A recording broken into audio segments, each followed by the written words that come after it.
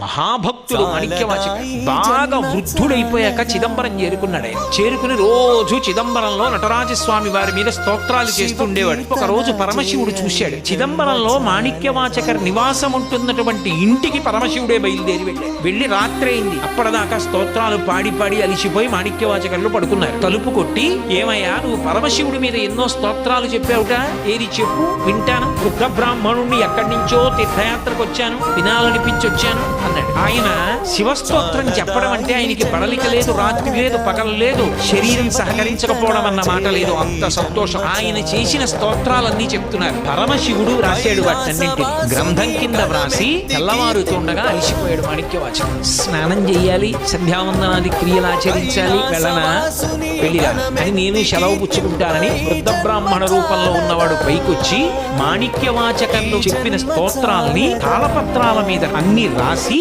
వాటికి తాడు కట్టి చిదంబరంలో ఆకాశలింగం ఉన్నటువంటి ద్వారం దగ్గర పెట్టేసి దాని మీద నందీశ్వరుడు యొక్క ముద్ర గుద్ది వెళ్ళిపోయాడు. తెల్లవారుజామున అర్చకులు తలుపులు తీయడానికి వచ్చారు. ఏవో తాళపత్ర గ్రంథాలు ఉన్నాయి, ఎత్తి చూశారు. దాని మీద నంది ముద్రలు ఉన్నాయి. అమ్మ బాబోయ్, నంది ముద్రలు ఉన్నాయి, రాత్రి ఎవరు పట్టుకొచ్చి పెట్టారోనని తెల్లబోయి జాగ్రత్తగా విప్పి చూశారు. పరమశివుడి మీద స్తోత్రాలు. అందులో కొన్ని గుర్తుపట్టారు మాణిక్యవాచకర్లని. అందులో పరమశివుడు తన స్వదస్తూరితో పీఠిక వ్రాశాడు. ఈ వ్యక్తికి తల్లిదండ్రులు పెట్టిన పేరు వేరొకటి, కానీ ఈయన నోటి వెంట వచ్చిన మాటలు కావు మాణిక్యములు. అవి కాలమునందు రచనలుగా ఉండకపోతే రేపు ఈయన శరీరం విడిచిపెట్టేసిన తరువాత అలా చెప్పేవాడు లేడని, అలా పాడగలిగిన వాడు లేడని, అలా అందించగలిగిన వాడు లేడని ఆయన చెప్పినవన్నీ రాత్రి కూర్చుని నేనే స్వయంగా వ్రాశాను, వ్రాసి తెచ్చి ఇక్కడ పెడుతున్నాను నటరాజు అని దస్తూరి చేశాడు. చేస్తే సంతోషపడిపోయి అర్చకులు మాణిక్యవాచకర్ ఇంటికి పరిగెత్తారు. ఏమయ్యా, రాత్రి నీ ఇంటికి ఎవరైనా వచ్చారా, నువ్వు శివస్తోత్రాలు పాడావా అని.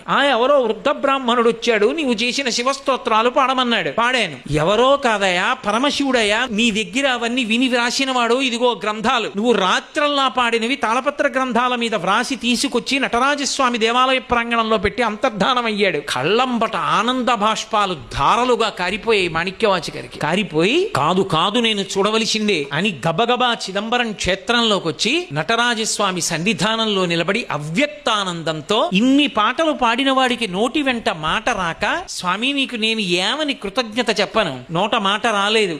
అవ్యక్తానందంతో నటరాజస్వామి ముందు నిలబడిపోయి కన్నుల వెంట నీరు కారుస్తూ రెండు చేతులు ఇలా పెట్టి నిలబడిపోయాడు. ఆ ఆనందానుభూతిలో ఆయన ఉండగా ఆయనలోంచి దివ్యమైనటువంటి జ్యోతి అందరూ చూస్తుండగా బయలుదేరి, అందరూ చూస్తుండగా చిదంబర క్షేత్రంలో మాణిక్యవాచకర్లోంచి జ్యోతి లేచి నటరాజస్వామిలో కలిసిపోయింది.